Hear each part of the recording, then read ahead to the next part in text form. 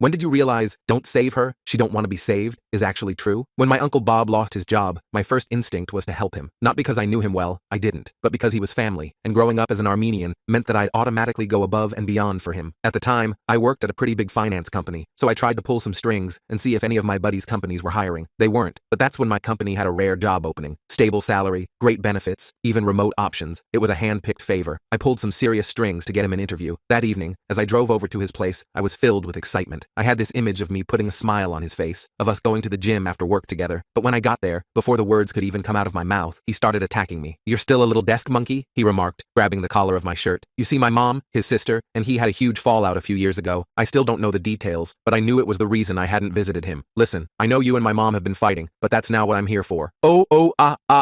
He interrupted me with incoherent monkey sounds. I stared at him in disbelief, because I think he was trying to offend me, but all I saw was an unemployed man-child being an R-word. I placed my hand over his mouth and told him to shut the F up. This made him quiet long enough for me to propose the opportunity. When I told him about it, he laughed in my face. "Why would I want some little office job? I'm not that desperate." He said it like I was offering him scraps off my plate. It stung a little because I knew he was digging himself a deeper hole, but like J. Cole said, if he doesn't want to be saved, then I can't save him. And the next day at work, I was grateful for Bob being his man-child self, because I met a single mom called Lily applying for an entry-level spot. Huge eye bags, slightly frizzy hair, pale, very exhausted. Lily had previously been juggling 2 jobs to keep her kid fed because she was extremely academically qualified. She'd just never managed to land an internship, but otherwise, she was one of the most prepared candidates I'd ever seen. I pulled every string I had to get her into that higher-paying position. A month later, when I checked on Lily again, her smile was practically radiant. She beckoned me over to her desk, and sitting there was a framed photo of her son on a bike, his very first one. She told me they had managed to escape an unsafe situation, and when she was struggling so much, she always questioned whether she made the right decision to leave, but now she knows she did. I still keep the thank you card her son wrote me with a green crayon pinned to my desk, and I guess word spread around fast, because soon everyone in the office knew I was the one to hire Lily. One of the girls even posted a photo of her on their Instagram, captioned with how proud they were of her, and jokingly tagged me as a thanks for introducing them. I thought it was pretty funny, and ended up reposting it. This is when things began to take a turn, because Bob saw it, and suddenly, the story changed. My uncle started spam texting me. According to him, I must have misunderstood, because he never rejected the offer. He acted wounded, like I'd stolen his opportunity. Behind my back, he started telling everyone in the family that I betrayed him. At first, I brushed it off as dumb family gossip, until it got worse. HR called me into a meeting through an anonymous complaint. Apparently, I was discriminatory, had favoritism, and sabotaged candidates who were more qualified. He made it look professional enough to trigger an internal review. I sat there while HR read the accusations out loud, feeling like the floor was splitting underneath me. Lily was temporarily laid off without pay, and I myself was also told to go home until further notice. It wasn't just petty anymore. It was a war, and Bob didn't see it at the time, but I was going to do anything to win. Not just for me, not just for Lily, but for the family too. The full video is on my channel and linked below.